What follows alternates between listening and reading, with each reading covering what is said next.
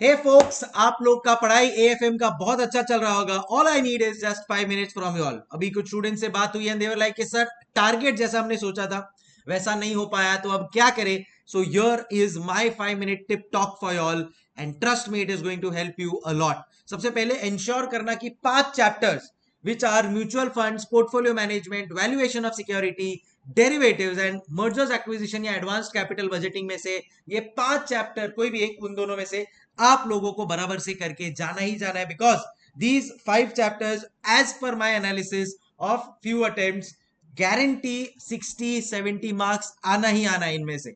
तो अपना अगर 40-45 वाला जो एक बेस होता है वो अपने को ये चैप्टर से क्लियर हो जाएगा फॉर श्योर। प्लस इसके ऊपर जब आप थियोरी एड ऑन कर लोगे तो और 10-15 मार्क्स ऐड कर लो and you will be secured. So अभी भी टाइम है अपने पास, आराम से अच्छी तरह से मैनेज करो। एटलीस्ट ये 5-6 चैप्टर्स में से आप लोगों के कुछ चैप्टर्स तो हो गए होंगे, जो बचे हुए वो उनको बराबर से कर लो and you will be in a much better position. ठीक है, सो पैनिक करने की जरूरत नहीं है। जो भी अभी टाइम बचा है उसको अच्छी तरह से यूटिलाइज करना है, काम रहना है। एंड अब मैंने जो आप लोगों के लिए कुछ टिप्स बनाई है उसको ध्यान से फॉलो करना है। सबसे पहला, एएफएम का पेपर यूजुअली बहुत ज्यादा स्कोरिंग होता है, बिकॉज अगर एएफएम अपने module RTP MTP past year questions में से अगर आते हैं then in that case we can actually score very high, but provided अपना स्पीड स्टार्टिंग से बहुत फास्ट है। सो प्लीज एंश्योर दैट आप लोगों के मन में कैलकुलेशंस बहुत क्लियर है दैट 1.8 मार्क्स 1.8 मिनट्स पर mark, so as good as 70 marks का जो पेपर है डिस्क्रिप्टिव का मल्टीप्लाई बाय 1.8 उसको देना है एंड अप्रोक्सीमेटली 45-50 मिनट्स अपने को देना है एमसीक्यू के लिए। ये डिवीजन बहुत क्लियर रखना एंड जैसे जैसे आप लोग क्वेश्चन को सॉल्व करते जाओगे प्लीज ध्यान में रखना है ये calculation, because speed is going to be very important in this paper. अगर अपने को अच्छे मार्क्स लेकर आने हैं, कवर अप करना है बाकी सब्जेक्ट्स के लिए, दिस इज द टाइम।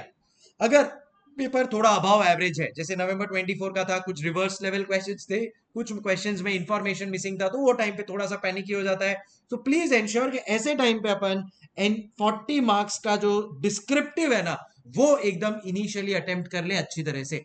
देखो 3 क्वेश्चन तो आपको एज इट इज मिलेंगे मिलेंगे, या तो मॉड्यूल आरटीपी एमटीपी में से जो आप लोग ने अच्छी तरह से किया हुआ है, एम आई राइट। सो वो अगर क्वेश्चंस आ जाते हैं, वो 3 क्वेश्चन अपन बराबर से अटेम्प्ट कर लेना, देन इन दैट केस एक सेटिस्फैक्शन मिल जाएगा दैट यस चलो अब अपना एक बेस मार्क कवर हो चुका है। 15 मिनट्स को यूटिलाइज करना है किसके लिए, to eliminate the question which you are not attempting. ठीक है ना, ये बहुत ही मैं स्मार्ट चीज बोल रहा हूं। ठीक है, क्या कि आपको जो 15 मिनट मिल रहा है ना उसमें ये तो डिसाइड करना ही है कि कौन सा अटेम्प्ट कर लोगे मोटा मोटा, बट कौन सा नहीं अटेम्प्ट करने वाले हो, अगर वो एकदम क्लियर है माइंड में तो उसको एलिमिनेट कर दो, so that paper is now 100 marks for you and आपको बस पूरा टाइम लिखते जाना है, बिकॉज यू नो कि यार अब ये क्वेश्चन बाहर हो गया है, जितना भी है वो पूरा का पूरा अटेम्प्ट करके आना है मेरे को। एमसीक्यूज आप बीच में ले सकते हो, बिकॉज अगर आपका डिस्क्रिप्टिव का 3 क्वेश्चन अच्छी तरह से बन गया देन इन दैट केस आपका वहां से 35-40 सिक्योर हो गया। अब आते हैं एमसीक्यूज के ऊपर। मेरा ऐसा मानना है कि मई 24 नवंबर 24 के एमसीक्यूज वर रिलेटिवली इजी, सो हो सकता है कि ये बार ये लोग एमसीक्यू में खेले and they can have maximum 20 marks का चैलेंजिंग एमसीक्यूज। अगर ऐसा होता है तो भी 10 मार्क का एमसीक्यूज तो एकदम इजी रखेंगे ही रखेंगे। अब ह्यूमन माइंड है वो नेगेटिविटी की तरफ फैले जाता है, तो उसको लगता है अरे एमसीक्यूज डिफिकल्ट है, ऐसा नहीं है। देखो 10-12 मार्क का तो मिनिमम एमसीक्यूज इजी होगा, मैं अज्यूम करता हूँ 30 मार्क्स का पूरा इजी हो जैसे लास्ट टाइम था तो वेल एंड गुड।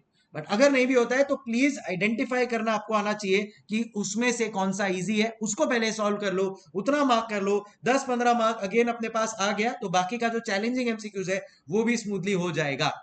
एक अपने को आदत होती है कि एमसीक्यूज के लिए अपन लोग एकदम घाई करते हैं, अरे एमसीक्यूज फटाफट करना है फटाफट करना है, ऐसा मत करना। एमसीक्यूज मेक और ब्रेक है, मतलब मिला तो पूरा मार्क्स मिलेगा, गया तो पूरा मार्क्स जाएगा, तो उसको हल्के में नहीं लेना है। उसके लिए आपके पास अराउंड 45-50 मिनट्स है, प्लीज एंश्योर। तो 30 इंटू 1.8 में करता हूं तो 54 मिनट्स तक है आपके पास, मैं 45 मिनट्स भी आपको दे रहा हूं, so that is a good sufficient time.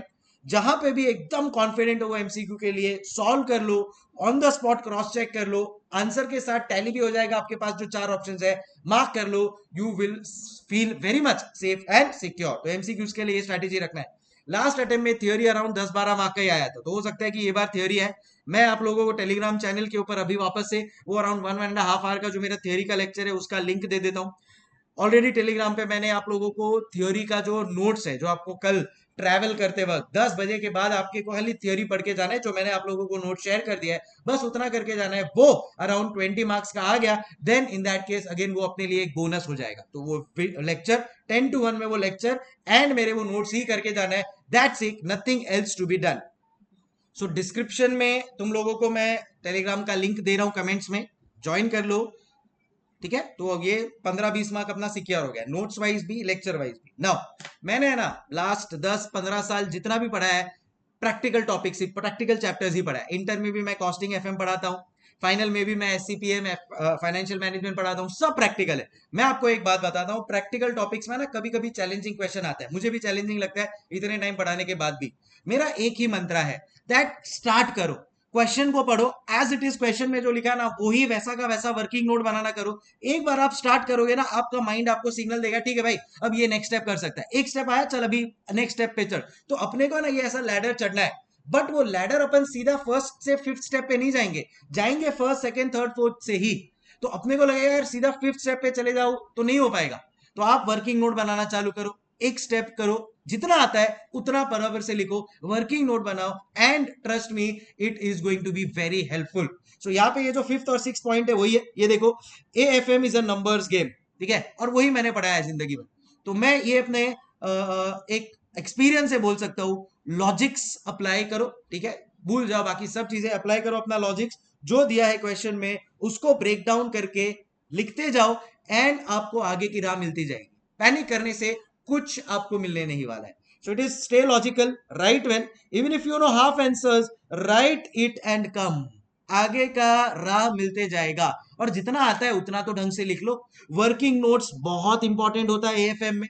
जहां पे भी आपको लग रहा है यार कुछ एम्बिग्विटी है, जैसे लास्ट टाइम इंस्टीट्यूट ने डिस्काउंटिंग रेट दिया ही नहीं है क्वेश्चन में, कैपिटल बजटिंग के, अपना असम्पशंस लिख कर आओ, पॉइंट टू बी नोटेड लिख कर आओ, and you will be able to manage everything, ठीक है। तो अभी भी अपने पास टाइम है, अच्छी तरह से मैनेज करना है, काम रहना है। अभी तक इतना अच्छा मेहनत किया है, ठीक है, वो कहते हैं ना trust the process, outcome will come. तो अब तक अपन लोग ने प्रोसेस के ऊपर ध्यान दे दिया है, कल अब अपनी बारी है that we are going to give the output for ourselves, let it be the best. Keep smiling, stay calm, हasta la vista, एंड मिलते हैं।